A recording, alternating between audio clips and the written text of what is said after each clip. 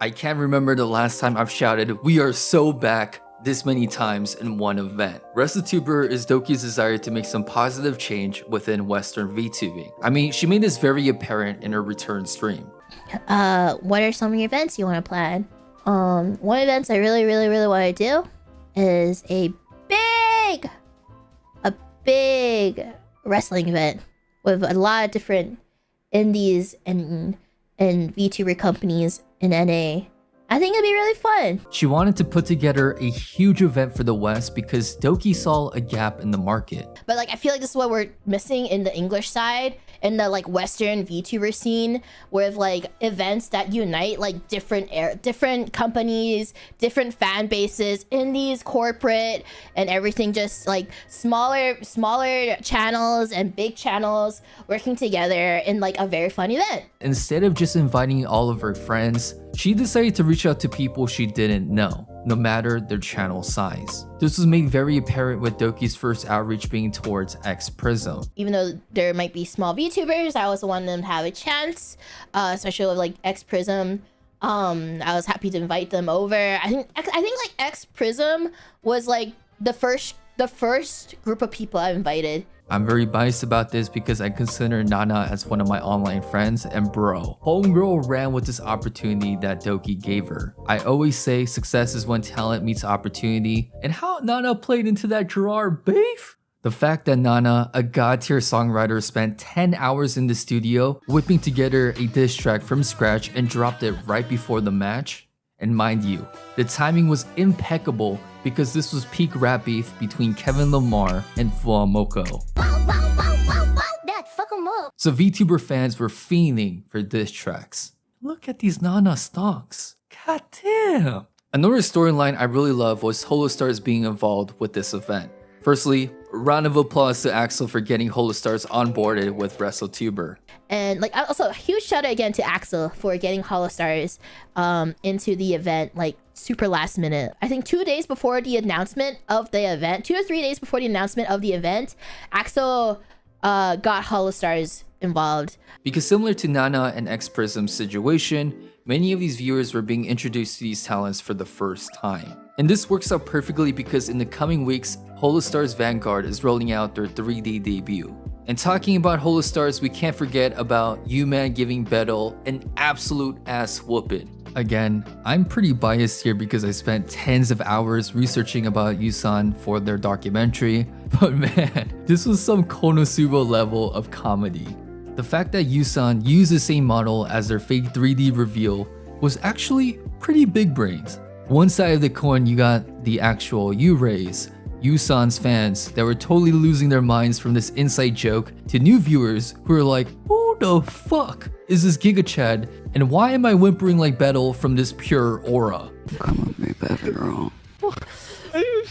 I'm 100% for this because of all the hate Yusan got in the past. Showcasing them as a strong warrior and champion is an absolute confidence builder. Thank to God for Doki for forcing Yusan to be a surprise guest. So like Yusan found out about WrestleTuber the moment I announced it, and then they sent me a message in support too, and they're like, oh my gosh, like Doki, like, I'm so proud of you for organizing this. And then I was like, you know what, Yusan, you have to be there. You have to be a surprise guest, Yusan. But if we're talking about forcing or persuading, I urge all y'all ladies to apply to Aegis-Link's all-female Gen 1 auditions. Auditions are happening right now until June 26. Similar to a lot of Dokibird's commitment to community building and positivity, Aegis-Link's main values is confidence, trust, and unity. Not only will you be getting a top-of-the-market VTuber model, but you'll be also getting a $7,500 debut package, a $250 monthly stipend, and a $600 annual mental health fund. Finally, if you get in,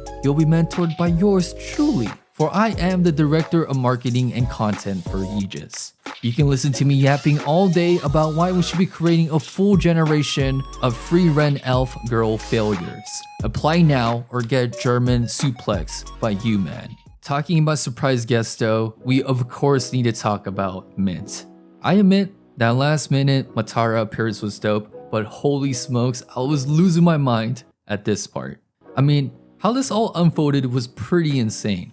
Mint originally didn't want to reach out to Doki. But I was like kind of nervous about reaching out. I mostly kept my distance for a while because I didn't want to make her uncomfortable. Similar from Doki's perspective, she also didn't want to start the convos first. I was scared.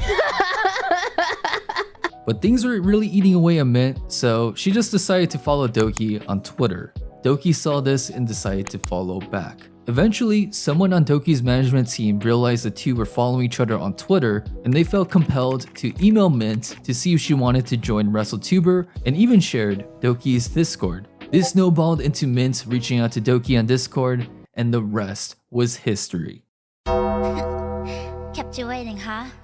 Apart from needing to give that Doki staff member the VTuber Medal of Honor, it was crazy because Doki admitted if Mint never reached out in the first place, they would have never talked to each other ever again. If she never initiated, I don't think I would have. I don't think like we would have ever talked. I was never going to initiate first. This would have really hurt because Doki never would have gotten the chance to say goodbye. I never got a chance to say goodbye. So like, that's why I never reached out to her. And Mint just missed her friends. How much I was just like, I don't want to make her uncomfortable, but I would've.